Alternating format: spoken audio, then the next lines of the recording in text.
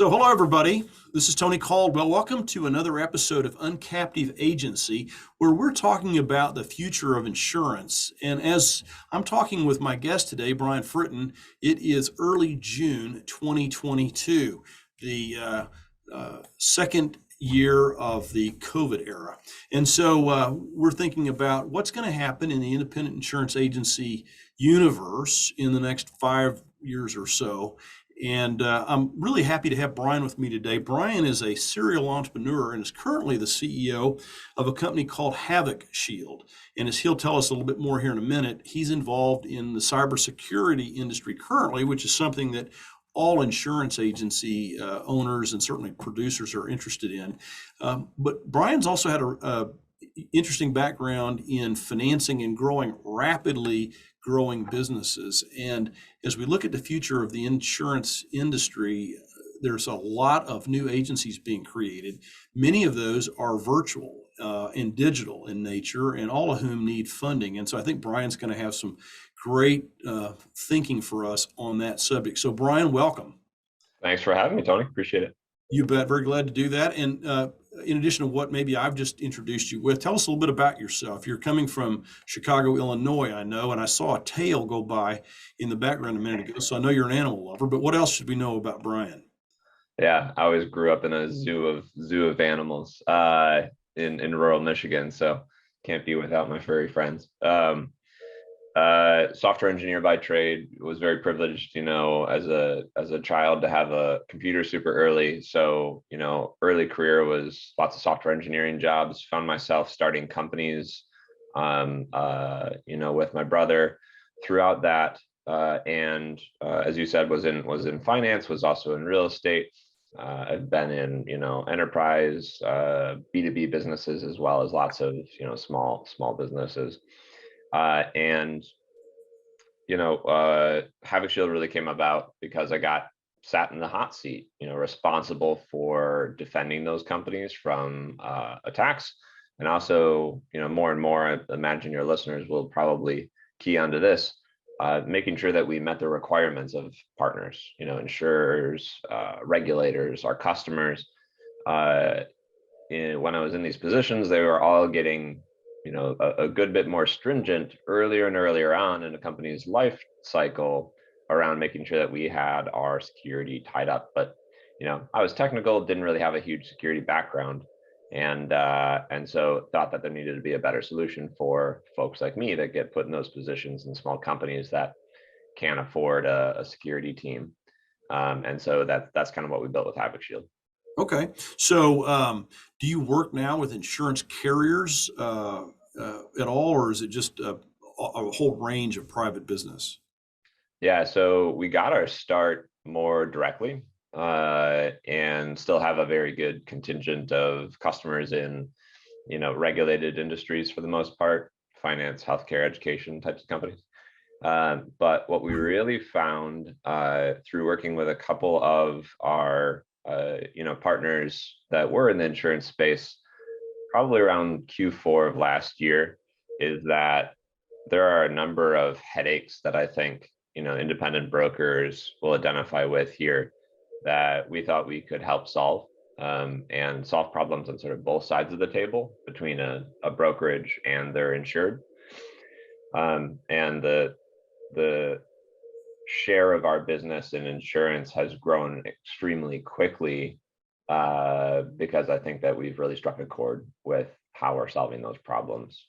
Okay.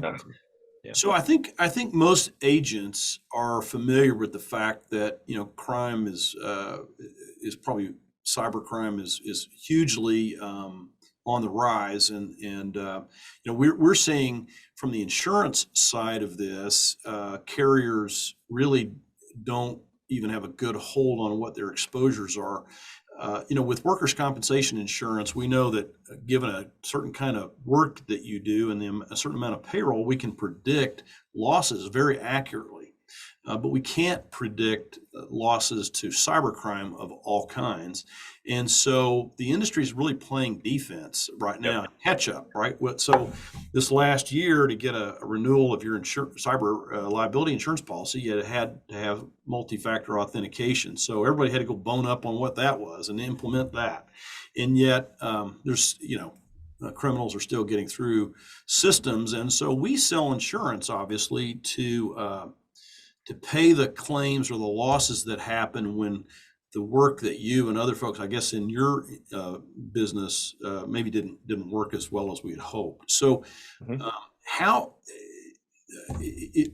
give me some advice that you would typically give to a small business, because many of our listeners are insurance agencies and maybe have anywhere from 2 or 3 to 25 or 30 employees. What are the 3 or 4 things that they should be doing to minimize their risk? Yeah, it's a great question. I want to touch on the way that carriers are sort of addressing this as well, though, right? Is there's a difference between the things that in studied fashion are the top impact types of things that anyone should really be doing to reduce risk. So talk about that, but also the fact that, carriers, as you said, don't really understand how to price this quite well yet. Right. So they're chasing requirements, I guess is what I would say, right? So to get a nice cyber policy used to be 2 questions and a wink, and you got a nice policy for a good price. But given the loss ratios of the last couple of years, it's turned into 2 pages, 20 questions, and approve it in a lot of cases, or you're just going to straight up get denied, right? And so what we do is we help you coach your insureds in a self-serve fashion through what those requirements mean and where they stand. Kind of like how TurboTax simplified tax prep, we then help them move through filling those gaps with software and configuration changes and stuff like that. And we meet the specific requirements of any of those carrier requirements as they change, right? They're going to change every single quarter until they kind of get into a sweet spot where they feel that that loss ratio has come down, right? So that's like one thing is we're still in this mode where carriers are chasing that, and you kind of have to subscribe to the changing waters there, right? If you want to sell that business. The overlap is your other question, right? Is what are the 3-4 things that anybody can really be doing to have a big impact? Good news is the carriers like touch on these pretty often. It's just sometimes they rise in priority or they fall in priority based on what's in the news and what techniques hackers are using at that point. Big thing, I mean, you already touched on is MFA, right? Categorically removes an entire entryway for a lot of attackers. Put on everything that you possibly can. Second thing is you got to keep your stuff updated, right? Keep your software and your operating systems updated. It's one of the easiest things to do out there, and it's actually usually free, right? There's software that makes this more complex and easier to manage and better to track, but like just turn on Windows updates for the most part, right? And if you've got stuff on the internet, make sure that your IT team is regularly paying attention to that and keeping it updated. The third thing I'd say, and the final thing I'd say, like just very high level, is you can put all of the technical stuff in place. You can pay immense amounts of money and spend immense amounts of time putting defenses in place. And we pay for all those things and we get to configure all those things for you so you don't have to. But even with all those things in place, the human is still the weakest link in the chain 99% of the time. And so train your folks, make sure that they understand how to spot a malicious looking email, what a good password looks like, those types of topics. That will save you 9 times out of 10. So taking that last point just for a minute, do you at your website offer information around those things, or is there a place you would point people to go to learn like how to set a good email or provide training to employees? Yeah, we so our product prioritizes a plan that includes that training and phishing simulations, for example. We do a small assessment where we kind of ask you about your business, what industry you're in, what type of data you hold, what technology you use, and then we prioritize a plan for you. And in some cases, if you tell us, hey, I use Office 365, but I don't have multi-factor authentication enabled, we're going to tell you how to do that first and walk you through doing that before training. But the plan kind of changes based on what you have and haven't already done. One of the first things is that human element, training and making sure that they understand it and that they have the support they need. But even before, if you don't sign up for our product at all, there's tons of great free resources out there for this. One company that I really like, started by really excellent founders, Curricula, Curricula, and they provide free, really excellent, high quality training for, I think, up to, don't quote me on this, but I think up to 1,000 employees for free, that you get a good part of their catalog, and you can go there and you can train your whole staff for free. There are probably very few insurance agencies that have more than 1,000 employees. So it probably sounds like a great resource for everybody. And obviously, this is something that's not going to go away. And as you said earlier, it's rapidly evolving because, some people think criminals are stupid, but clearly cyber criminals are pretty smart. This is kind of a technical, complicated thing to stay on top of. And so we're going to be dealing with this for a long period of time. And dealing with it, not just in our own businesses, right, but those of our clients. So something to pay attention to. I want to shift just for a second, though, to sort of a business-to-business risk, and that is that I remember a few years ago, one of our carriers that we work with, Fortune 500 company, concerned about their own data integrity, used a really popular risk mitigation strategy, which was to lay the risk off on somebody else. And we typically think about risk transfer as buying insurance, but here's an insurance company transferring their risk. But what they did was they transferred it to their business partner, the insurance agent. And, we had to sign a document that basically said that if we let somebody in through our system into their system, we were liable for the consequential damage. And I think agents signed that document because they knew that they had no choice, so they wanted to continue to represent that carrier. Other carriers haven't followed suit, Yep. particularly. I mean, that was about 3 years ago, I think, and I was surprised that other insurance companies didn't follow that lead. But even though they did not, I'm sure that there's a body of case law now that says that if you were the proximate cause of a loss to another system, that you have liability. And so, what do you know about that? And what would you maybe say to folks about their need to protect other people because they create liability for themselves if they don't? Yeah, no, it's a great topic to touch on. There's accelerating change in this sort of third-party vendor partner relationship territory when it comes to cybersecurity programming, and how especially larger companies are treating their smaller vendors or partners. And I think, the way that we're discussing this, language that we're using, is probably the right language, as these enterprises are looking for ways to transfer their risk. But I also believe that it's coming from a point of knowledge and data, is that very, very often the reason why these enterprises, these large companies, do get breached is because of the lacking security programs of their small vendors, right? We all know about the Target hack that happened a few years ago. That was because a small HVAC company had, access to their network, and they didn't do the types of things necessary to really tie up their ends. Shame on Target as well for allowing an HVAC company the type of network access to get into their payment systems, but it originated from a third party, and that continued to happen and continues to happen today. So I think what we can all expect is enterprises, and I'm just lumping carriers into that as well, will continue to want their smaller counterparts to do more to tie up their loose ends, because it is a vector of attack. And if you can't, they're just not going to do business with you. So you see that as an increasing reaction on the part of all companies then is to push off that risk or require certain things that they didn't in the past. Which I think means that even though this one carrier was alone in what they required, that they're likely to be joined by others more and more as we go along.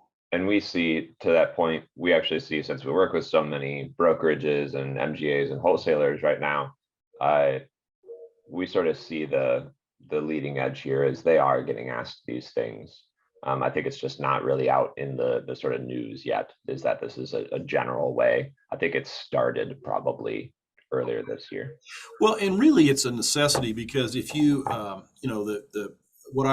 no expert on cyber security, certainly, and certainly not even on cyber insurance. It's such a rapidly evolving and highly complex field. But, I do know that the better estimates, I would say, or the more maybe educated estimates of what the potential liability is to the U.S. property and casualty industry is actually greater than the sum of all the surplus reserves in the business, right? I mean, Yeah. it's enormous exposure, and it's really one that the industry can't get its arms around. And so traditional risk transfer, and we as agents want to sell insurance, and there's going to be a lot more of it sold, of that kind of insurance sold in the future. But even still, it's not enough to deal with the risk. You can't just, like auto, you can buy a policy and figure, hey, if I get in a wreck, I'm covered.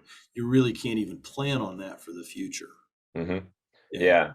Yeah, we're totally upside down on it when it comes to the capacity that's out there versus, the risk present. And what I see is we have carriers that are doing all the right work. They're trying to understand from an actuarial point of view how to price this stuff, and they see that cyber liability is growing at a crazy rate. It's growing at a CAGR rate of like 21% every year. It's worth billions.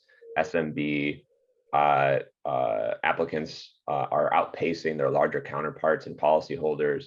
They want to sell more of this, but they've got to figure out their loss ratio problem first, right? Like they got to figure out what are the bad trades here, and what of those 20 something questions are really impactful, and how do we make sure that we get people through it without increasing a bunch of friction.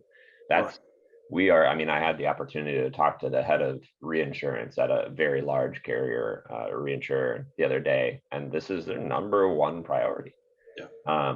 And I think, we've seen a number of insurtechs kind of pop up that do more sensor type scanning and put out a policy based on what they can see about an insured's business from the outside.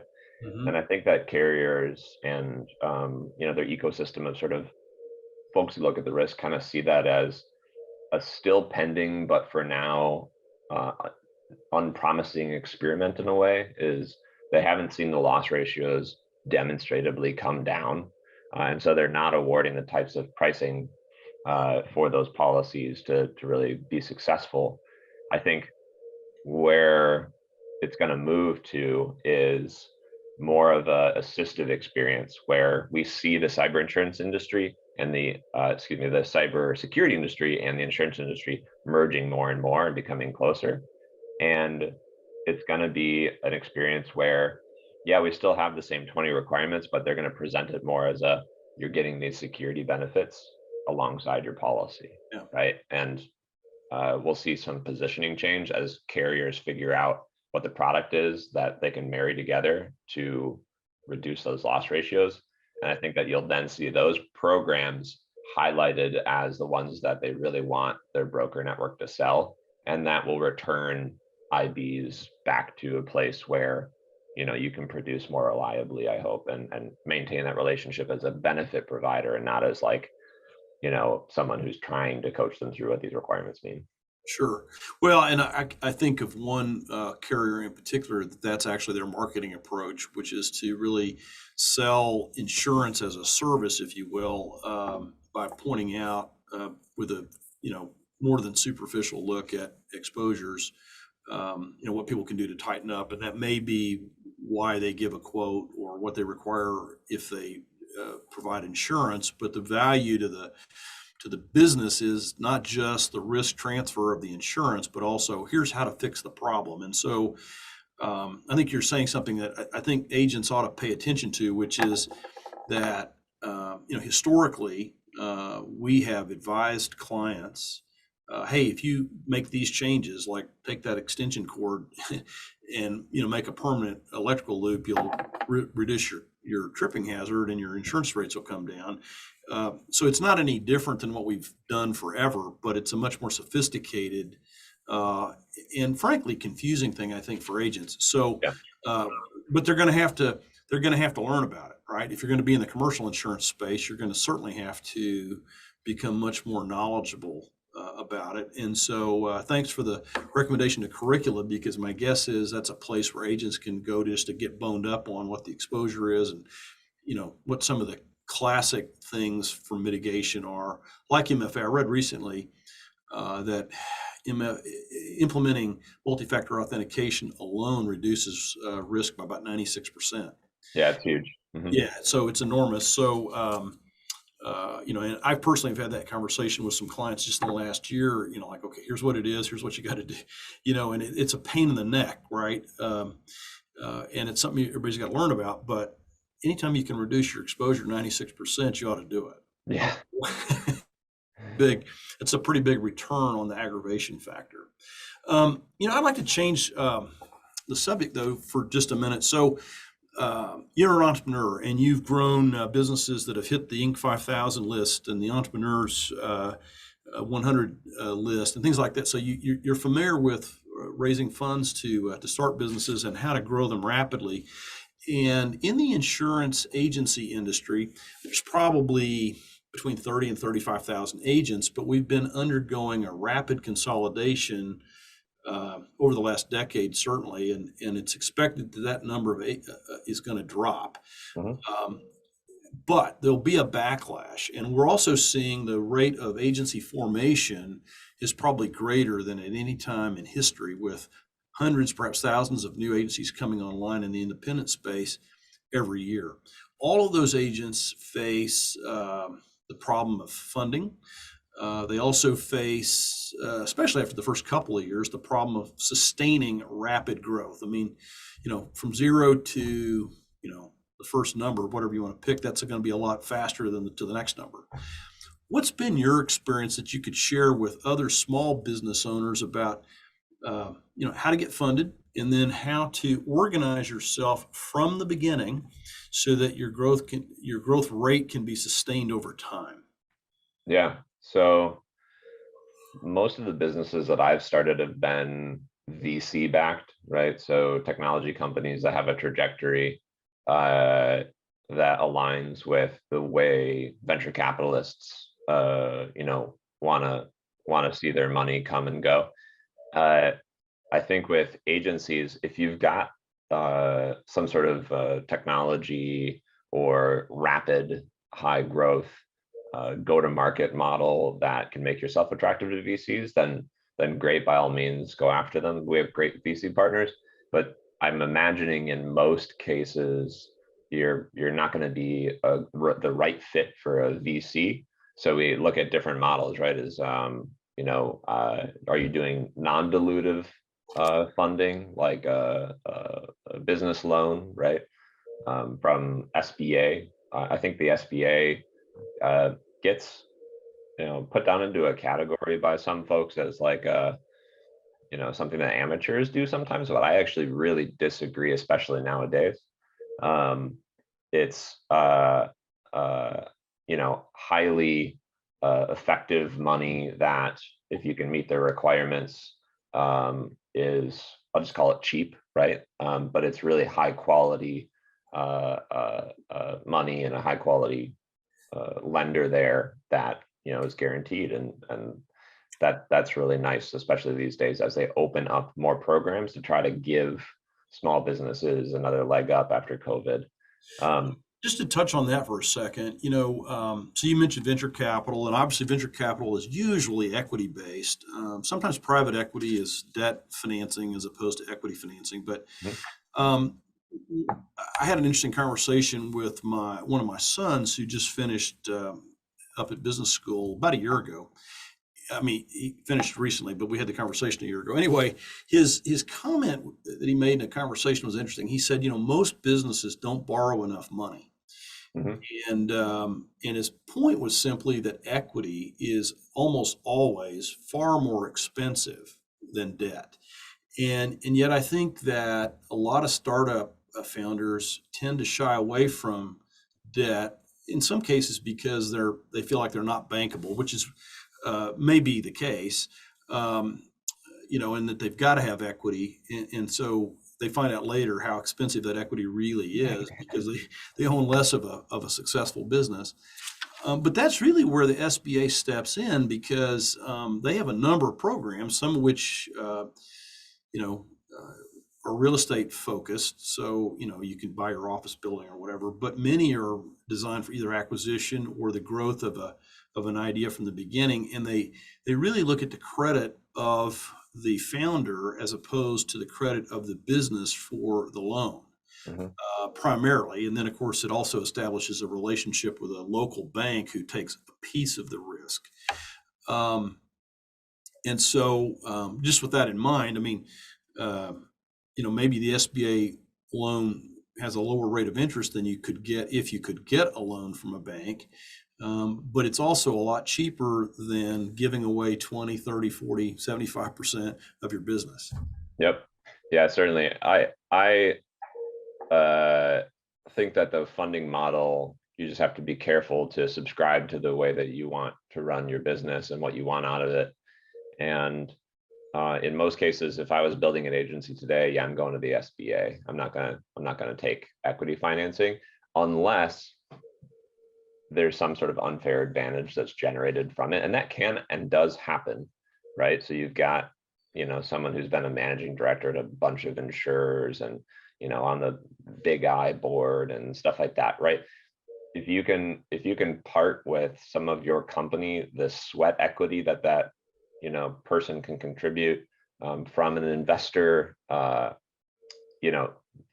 I will represent more days than not is going to be worth parting with a portion of your company, because the smaller part of the pie that you own is worth more, right? Sure. Yeah, okay, you don't own 100% anymore, but that 90% or more that you own is worth way more in dollars from the acceleration that you get from Right. this unfair advantage from some of these investors. So, uh, friends and family, people in your network, folks that you've worked with before, and then one of the best things that I've seen really smart, professional services types of business owners do is reach out to, folks that they look up to in the professional sphere that they don't know well, but these people are usually the type of people that have seen how hard it is to climb to their level Mhm. and want to see other folks succeed. And there's a lot of value in just sending that cold email and trying to have a 20-minute conversation and gaining some knowledge. You don't want to ask them for money the first time, right? But hey, maybe down the line, 12 months down the line, they may be interesting to do. And there's a lot of value in doing that. Yeah, it's interesting you bring that up. I've had a couple of conversations just in the last week or so with two young entrepreneurs who are uh, building search funds, which is a fairly new way of getting into a business. You basically raise seed funding from a group of investors, and you go looking for an existing business to buy.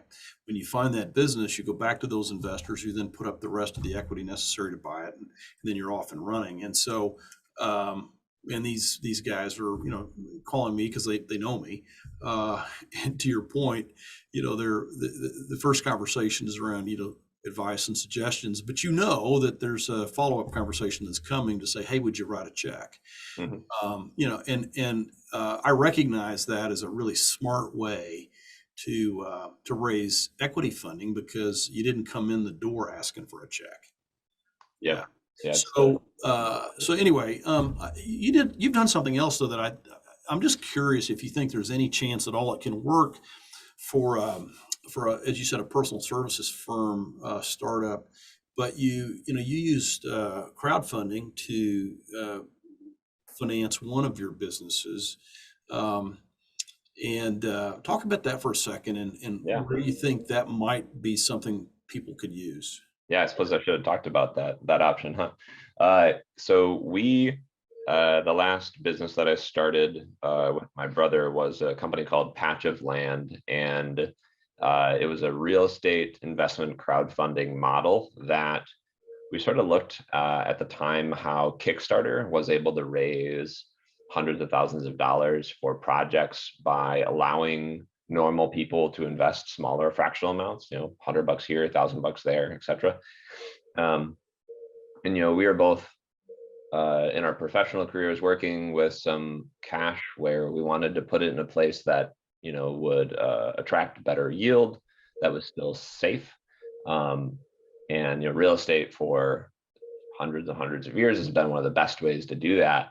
Right. And so we sort of looked at how Kickstarter was doing things and thought, hey, it would be really great if we could apply this model to investing in real estate projects, of which, again, just like cybersecurity, is a complex, hard to wrap your head around topic, fraught with legal and financial ramifications. And so we simplified that down into checking out on Amazon, basically, right? Like we take care of a lot of the paperwork and the investment diligence and the underwriting and the regulations of all of that, and we put your project up online.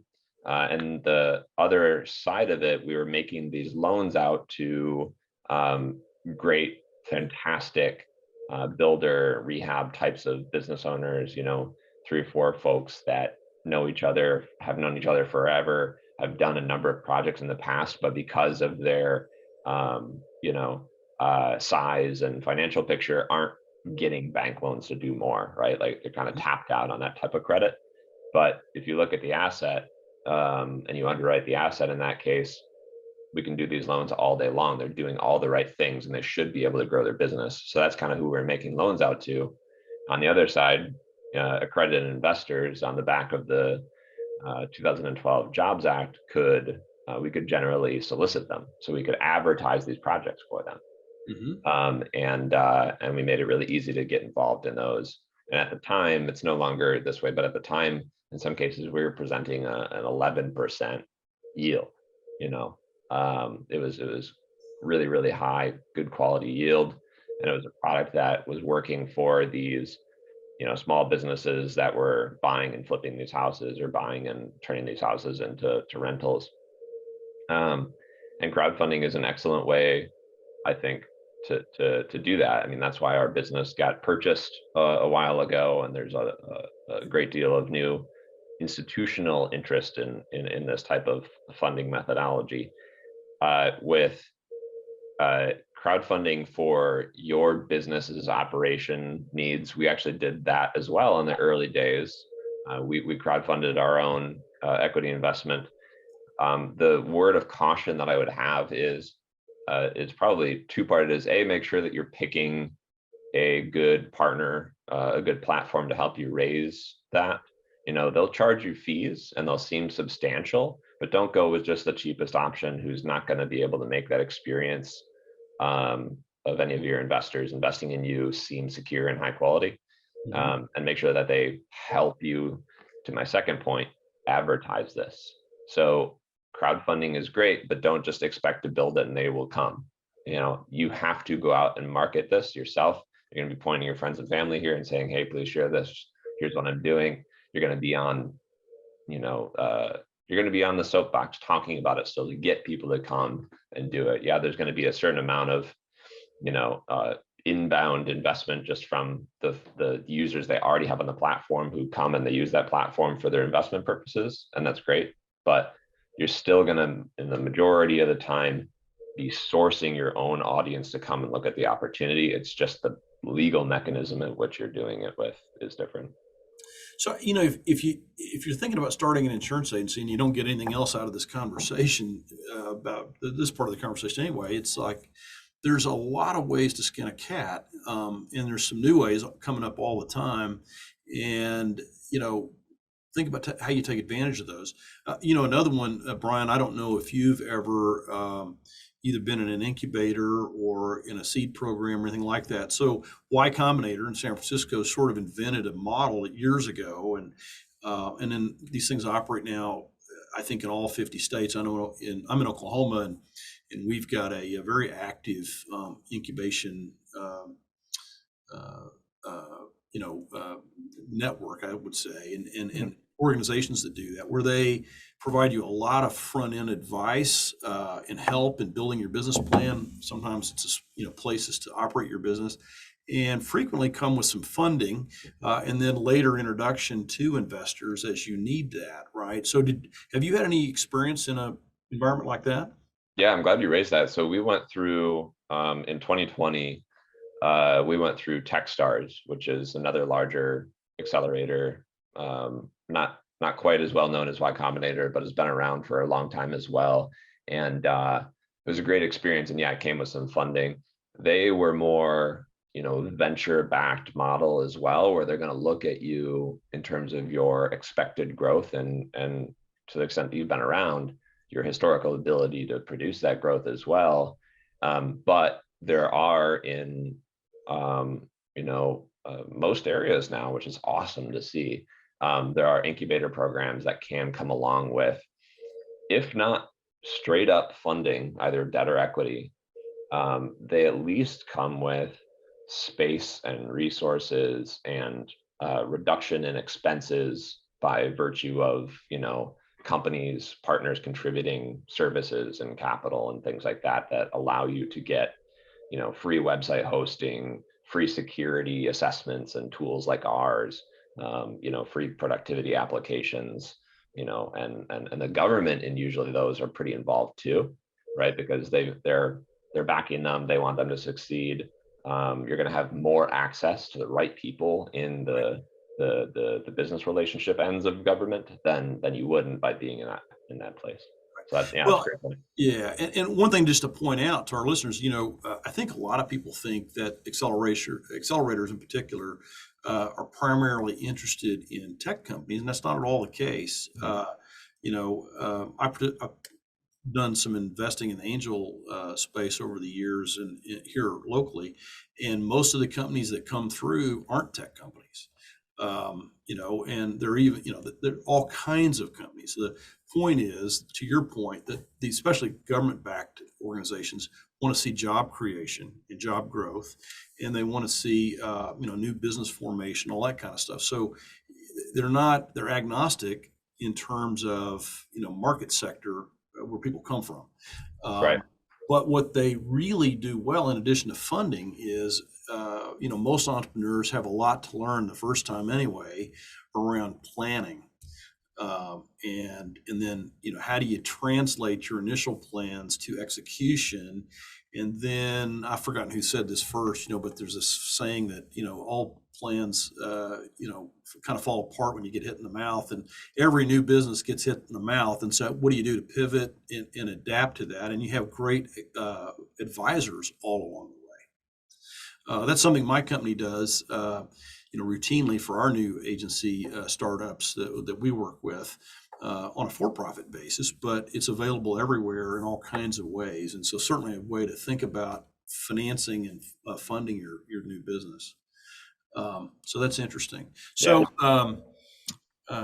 just returning for a second to cybersecurity, as we think about the future, and so it's 2022 and 2027 will be here in the blink of an eye. As you look at this problem and you look at it and you go, gosh, how big is it today versus how big is it going to be in 5 years? You have some thoughts around how much growth we're going to see in either the exposure, premium, claims? I mean, to give people some idea of maybe why they need to really get focused on it now. Yeah. So on the security side of things, year over year, we're seeing this upward trend in both the cost and frequency of attacks, right? So I think it's IBM has been tracking the cost of a data breach for 17 years, and in 2021, which is the last year, obviously, that they've got tracking for so far. It was the highest it's ever been. And I think they got it around like $3 million for a business with less than 300 employees, something like that. It's incredibly expensive to witness a breach. And it's only getting easier for malicious actors to take part, right? So you really just need to be a little bit of a clever teenager with internet access to cause problems nowadays. And I think a lot of small businesses especially don't understand that. Is they go, well, I'm not going to get targeted, I'm not interesting. And you are interesting. All types of data out there is interesting. Your access to eyeballs on the web and being able to put data and different malicious stuff in front of them to an attacker is very interesting. And you don't need to be worked on all that much by an attacker. There are these things called spray and pray attacks, right? Which they're using open source tools that are freely and widely available, come with instructions and YouTube tutorials on how to use them. And we use a lot of the same tools that test our clients as attackers use to breach them. And so it's just colloquially that means it's getting easier to get attacked. On the insurance side, I really strongly believe that if you don't sell cyber liability today, or you don't sell a lot of it, that's going to change for you. What we've seen out there is the vast majority of American businesses want to do business with the person that they know in their town. They want to do business with their independent broker. They want a face-to-face relationship. Not a lot of them really want to do business with these faceless sort of insurtechs that just give them the policy on the web and that's it, right? Like independent brokerages have such a power in the fact that they are advisors in showing their businesses what types of policy they should have and what coverage they do need because of what their business is, and that takes a personal relationship. And so you combine that desire of the majority of American businesses wanting to work with you with the fact that cyber liability is growing 21% year over year, literally adding billions of dollars a year, and SMBs outpacing large companies. You're putting a bullseye right on your back in terms of opportunity that you can either miss or take. And so I think we have to pair like the reality of the risk with also the promise of the opportunity. And if you can do the right things in the middle to map them up, i.e. put proactive, security controls in front of your insureds, advise them on what they should be doing to fill gaps, making sure that they have the right policy, and hiring folks like us or other cybersecurity folks that, work in the space to build programming up, then you can match those territories. Well, just to put a sort of an exclamation point on one of the things you just said, when you said 21% growth in the exposure year over year, the U.S. economy's been growing, except for the COVID era, around 2 to 3% a year for at least a decade. So essentially, if you're selling general liability, let's say, or workers' compensation insurance, which are based on payrolls or sales, those are going to track overall around the growth of GDP, right? Maybe your agency is doing more because you're in a growth mode, or less because you're not. But if you put a focus in on cyber, you have an opportunity to grow at 1,000% faster, just based on the growth of the risk than you would in your overall book of business. Yep. Yeah.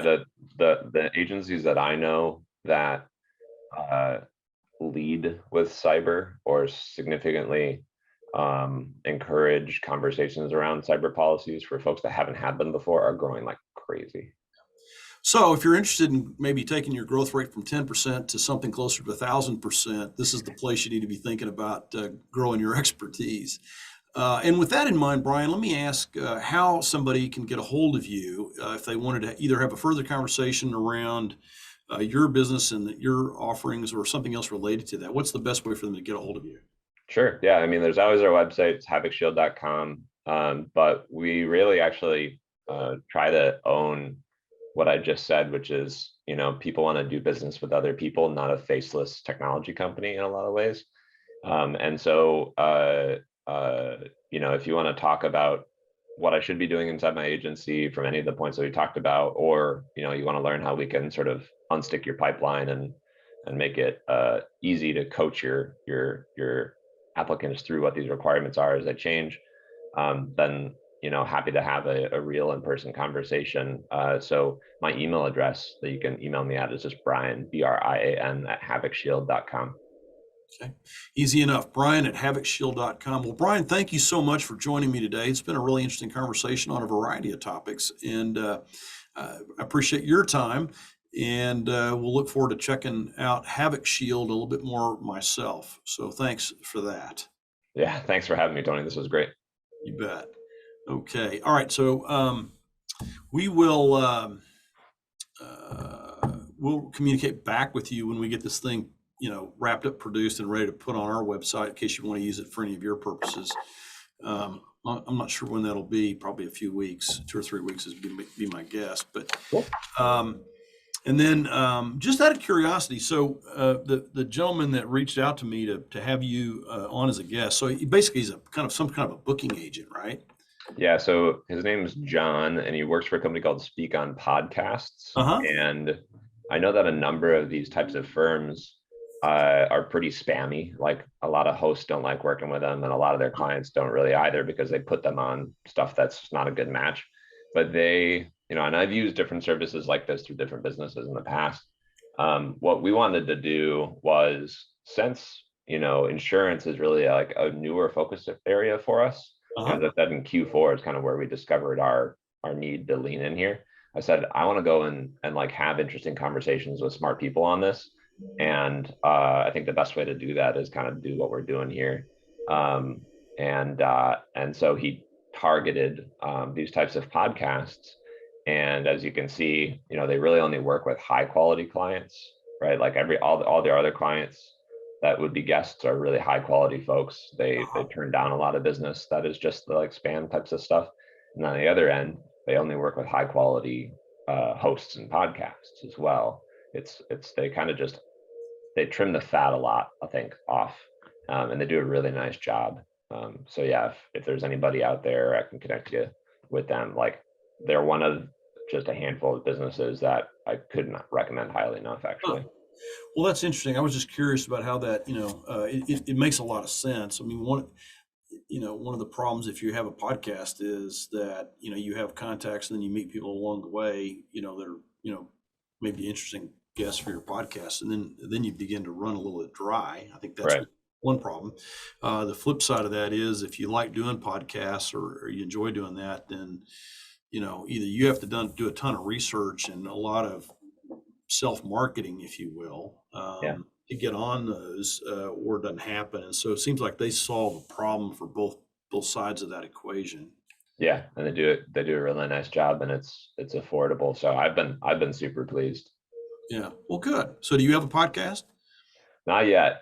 Yeah, we actually are just closing our next round of funding, so the circles under my eyes are still from that. But once the check is in the door there, then we're going to reactivate some more comprehensive sort of marketing and outreach campaigns. And I think we'll probably end up doing more of a conversational podcast like this, because I think these end up being a lot more entertaining and better to produce. Yeah, my view is, if you have an interesting conversation, lots of times people want to eavesdrop on it. So, Yeah. and if you do it like that, that makes a pretty interesting podcast. So you're right. Are you doing another VC backed round or? Yeah, so we went through Techstars at the beginning of 2020, took about 120K through that. And then on the back of the accelerator program, at the end of 2020, we raised about a $1.5 million pre-seed.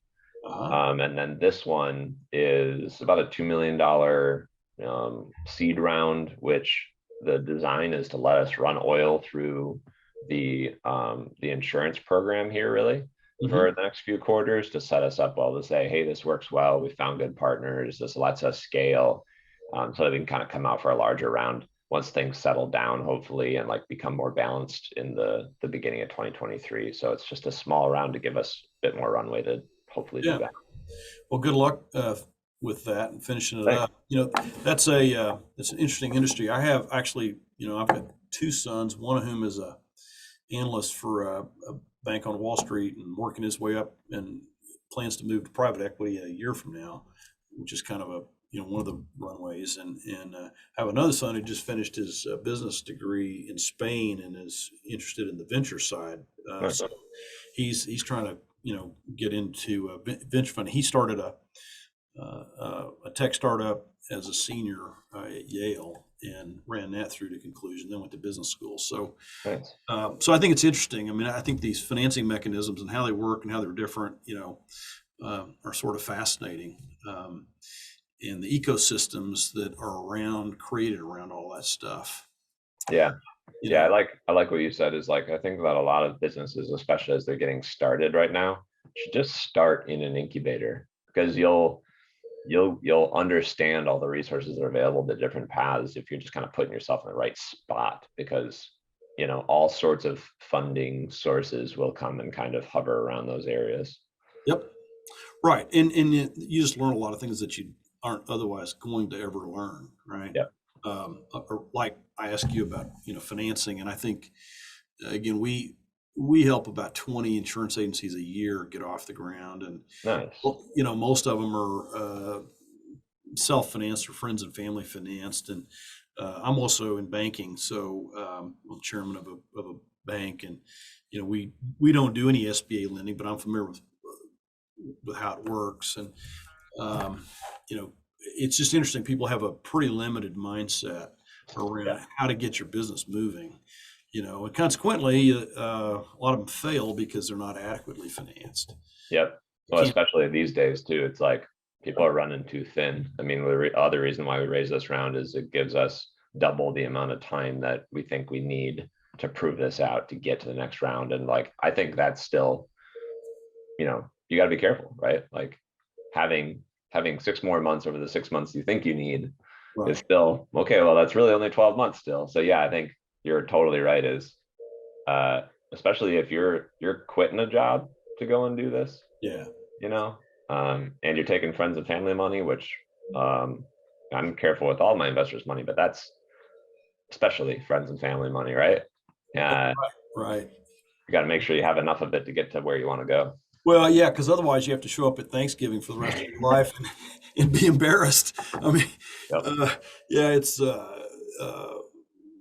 I think that, but that stops a lot of people, right? From ever trying because either they're afraid to ask for the money or they're afraid, what happens if I fail? The truth is that you failed to start with if you failed to start, right? Exactly.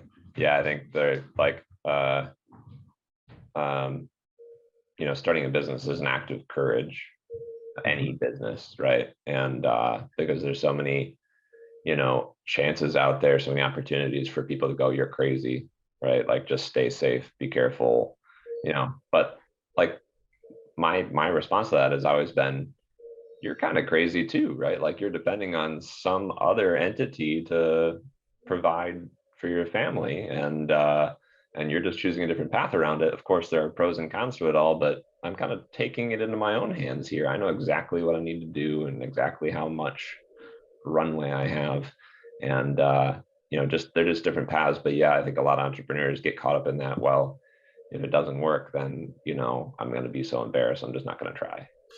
Yeah, but at the end of the day, to your point, very few people do it. I think of entrepreneurs as sort of a freak of nature, a little bit like an NBA basketball player. It's a weird combination of, in their case, height and grace and strength and, these combination of things. And the truth is, like, what else are they going to do?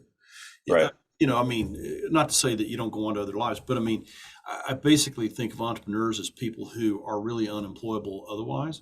Right. Uh, Yeah. and so you have to do this, and sometimes it takes you a few times to get it right, but you really have, you have to do it. I mean, there's this thing inside you. Then the question is, well, okay, how do you do it? And that really leads to the question of, well, who can help you figure out how, right? Yep. Which there's a great book about that by Benjamin Hardy and Dan Sullivan, Who Not How. Um, which is for really the sure. question to be asking. Most people ask how, and really that's the wrong question. Um, but anyway, so No, it is interesting. Entrepreneurs are a little bit different, and a lot of people want to be entrepreneurs, but really aren't cut out for it either. And Michael Gerber makes that point in the E Myth, yeah, pretty well, I think. But anyway, it's actually fun to fly. It's like you're you're going to be a pilot. You're starting in a pretty scary way, if you ask me, with a parachute and a motor strap on your back. But you have no net, right? yeah, Uh, and that's pretty exciting. yeah. No, it's fun. Taking the jump is it's part of the journey. Wouldn't have it any other way. Yeah. Well, hey, Brian, I've enjoyed our conversation. I appreciate you taking the time to have it, and best wishes on your next round and building your business. Thank you. You as well. Yeah, please let me know when you're launching this so that we can get it distributed on our networks as well. We like to make sure that we take very good care there, and we'll make sure that we market that out as much as possible. And then let me know if I can ever do anything for you. Happy to be back on the show if you got a dry spell or a topic that you want to talk on, and Okay. if there's any opportunities that present itself, then would love to Well, chat again. I'm actually. I mean, I think the second half of our conversation after we finished the first one was probably as interesting as the first one. So, uh, and I think interesting to other people. I think, I do think that because I talk to lots and lots of people who, want to start their own business, and some end up doing it, and others don't. And I see people who fail, and I see people who succeed, and you know, everyone's looking for the magic bullet, the magic answer, all that kind of stuff, and yet, uh, so they're interested in that conversation. Okay, Yep. and I think they are interested in eavesdropping on it. Um, and you at the end of the day, what has to happen is there's a gut check that happens, and the answer is either you jump off the bridge or you don't. And I think sometimes people look back with regret that they didn't jump off the bridge, and other people do and figure out, what, this isn't for me, and that's good too. I mean, I had Yep. a business partner years ago. He was not cut out to be an entrepreneur, and ended up having to fire him in the end. And Yep. you know, uh, I think, gosh, wouldn't it have been better if he'd have figured that out before he went through all this aggravation and angst and anxiety and lost money and everything else that really he wasn't cut out for it. Right. You know. Yeah, there are people that aren't cut out for it. And I think also to your point, like one thing that I've noticed as well is there are people that are cut out for belonging in early businesses, let's just call them startups, but not in the position they think, right? So they want to come in, they have got a great idea, maybe they have a few customers, they got the thing started, but they're just not, like, their whole mentality is not a CEO mentality. They're Right. a technical person, or they're an operator, or they're a salesperson, but they don't want to and don't enjoy all the other things about being that person, right? Or it could be the flip side too, right? And so I wish that more people would come in with a clear vision about, I want to be in a new business. I like the size and the journey there, but I don't have to be the CEO, or I don't have to be doing what I've done in my prior career that has made me unhappy to the point where I need to go and start another, like, a different business. I Right. wish that there were better methodologies and resources and attention from their support system, advisors and investors, around, like, okay, we're going into this, but we don't really know what role you're going to fill next year, and we should be flexible about that. Yeah. Well, Dan Sullivan, who runs a program called the Strategic Coach program. It's a coaching program for entrepreneurs. Has a concept called unique ability, and actually, some of his team members have written a book called the Unique Ability Discovery. And it's as good a process as I know of for thinking through what you're really, really gifted at and good at, and I don't mean from a technical perspective, right? Although that plays into it, and but when you're really clear about the thing or things that you do better than anything else that you do, okay, then you're really well equipped, I think, to answer that question that you just raised. Yeah. But if you're not, then you're really jumping into something on wishful thinking and hope. Hmm. And then you find out the hard way, and there's a better way to do it, I think. Um, and Yeah, I mean, there's another classic problem with entrepreneurs is there's people that are really creative and they're great at getting things started, but what they cannot do is run a business. I mean, they Operate it. don't, Yeah. and so, but they have this ego thing and they created this thing, they can't let go of it. And so it ultimately doesn't work as well as it could or should because they're the limit, they're the limiting factor. Yep. Uh, and so, they'd be better off to turn it over to somebody and keep doing the creative thing, but they don't, we all have limits, and they're not willing to admit their limits Right. for Yep. whatever reason. And so, to your point, I think whether you're whatever role you plug into, whether it's a startup business or existing one, yours or somebody else's, understanding really your strength, and then making sure you don't get out of that strength is a Right. huge key in personal as well as business success. Yeah. Finding where your highest leverage and moving more and more towards that.